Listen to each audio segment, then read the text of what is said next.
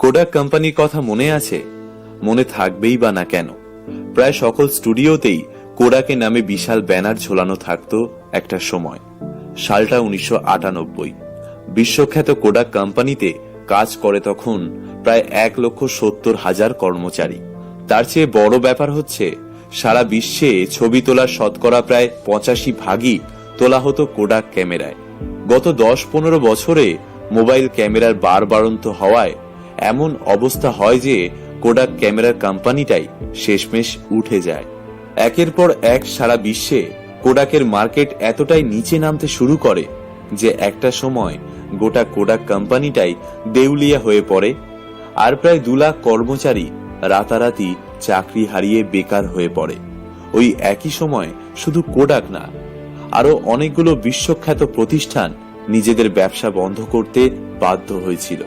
যেমন HMT ঘড়ি, Bajaj scooter, Dyanora TV, Murphy radio, Nokia mobile, Rajdoot bike, Ambassador গাড়ি ইত্যাদি। সবচেয়ে অবাক করার ব্যাপার কি জানেন? এই কোম্পানিগুলোর মধ্যে কারোরই কোয়ালিটি খারাপ ছিল না, তবুও এই কোম্পানিগুলো উঠে গেল কেন? কারণ একটাই, এরা সময়ের সাথে নিজেকে বদলাতে পারেনি। এখনকার সময় দাঁড়িয়ে আপনি হয়তো ভাবতেও পারছেন না যে সামনে 10 বছরে দুনিয়া কতটা পাল্টে যেতে পারে, এবং আজকে 70 থেকে 90% চাকরি সামনে 10 বছরে সম্পূর্ণভাবে বিলুপ্ত হতে চলেছে। আমরা ধীরে ধীরে ঢুকে পড়েছি চতুর্থ শিল্প বিপ্লবের যুগে। আজকের বিখ্যাত কোম্পানিগুলোর দিকে তাকান। উবার কেবলমাত্র একটি সফটওয়্যারের নাম না, এদের নিজস্ব কোনো গাড়ি নেই, তবুও আজ বিশ্বের বৃহত্তম ট্যাক্সি ভাড়ার কোম্পানি হলো উবার। এয়ারবিএনবি হলো আজকে দুনিয়ার সবথেকে বড় হোটেল কোম্পানি, কিন্তু মজার ব্যাপার হলো পৃথিবীর একটি হোটেলও তাদের মালিকানায় নেই। একইভাবে বিকাশ, পাঠাও ইত্যাদি অসংখ্য কোম্পানির উদাহরণ দেয়া যেতে পারে। আজকে আমেরিকায় নতুন উকিলদের জন্য কোনো কাজ নেই, কারণ IBM ওয়াটসন নামে একটি আইনি সফটওয়্যার শিক্ষানবিশ উকিলের চেয়ে অনেক ভালো ওকালতি করতে পারে। এইভাবে পরের 10 বছরে প্রায় 90% আমেরিকানদের আর কোনো চাকরি থাকবে না, বেঁচে থাকবে খালি বাকি 10%। এই 10%ই হবে বিশেষ বিশেষজ্ঞ। নতুন ডাক্তারদেরও চাকরি যেতে বসেছে।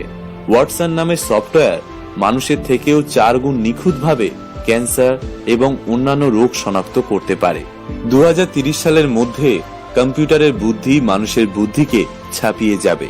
2030 সালের মধ্যে রাস্তায় নামতে চলেছে চালকহীন গাড়ি। 2020 সালের মধ্যেই এই একটা আবিষ্কার বদলে দিতে পারে গোটা দুনিয়ার চালচিত্র।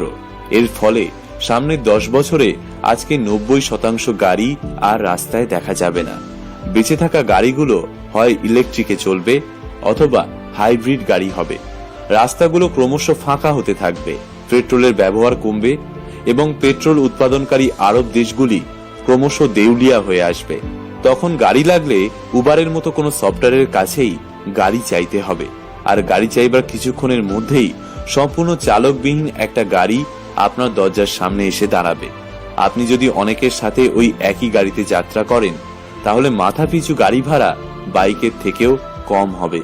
গাড়িগুলো চালকবিহীন হওয়ার কারণে 99% দুর্ঘটনা কমে যাবে, এবং সেই কারণেই গাড়ি বীমা করানো বন্ধ এবং গাড়ি বীমার কোম্পানিগুলো সব উঠে যাবে। গাড়ি চালানোর মতো কাজগুলো আর পৃথিবীতে বেঁচে থাকবে না। 90% গাড়ি যখন রাস্তা থেকে উধাও হয়ে যাবে, তখন ট্রাফিক পুলিশ এবং পার্কিং এর কর্মীদেরও কোনো প্রয়োজন থাকবে না। ভেবে দেখুন, আজ থেকে 5-10 বছর আগেও রাস্তার মোড়ে মোড়ে STD বুথ ছিল। দেশে মোবাইল বিপ্লব আসার পর এই সবকটা STD বুথই কিন্তু ব্যবসা গোটাতে বাধ্য হলো। যেগুলো টিকে রইল তারা মোবাইল রিচার্জের দোকান হয়ে গেল। এরপর মোবাইল রিচার্জেও অনলাইন বিপ্লব এলো। ঘরে বসেই অনলাইনে লোকে মোবাইল রিচার্জ করা শুরু করলো। এই রিচার্জের দোকানগুলোকে তখন আবার বদল আনতে হলো। এরা এখন কেবল মোবাইল ফোন কেনা বেচা এবং সারাইয়ের দোকান হয়ে দাঁড়িয়েছে। তবে সেটাও বদলাবে খুব শিগগিরই। অনলাইন থেকে সরাসরি মোবাইল ফোন বিক্রি বাড়ছে, টাকার সংজ্ঞাও পাল্টাচ্ছে। একসময় নগদ টাকা আজকে যুগে প্লাস্টিক টাকায় পরিণত হয়েছে। ক্রেডিট কার্ড, ডেবিট কার্ডের যুগ ছিল কদিন আগেও। এখন সেটাও বদলে গিয়ে হয়ে যাচ্ছে মোবাইল ওয়ালেটের যুগ। বিকাশের রমরমা বাজার, মোবাইলের এক টিপে টাকা এপার ওপার। যারা যুগের সাথে বদলাতে পারে না, যুগ তাদের পৃথিবী থেকে সরিয়ে দেয়।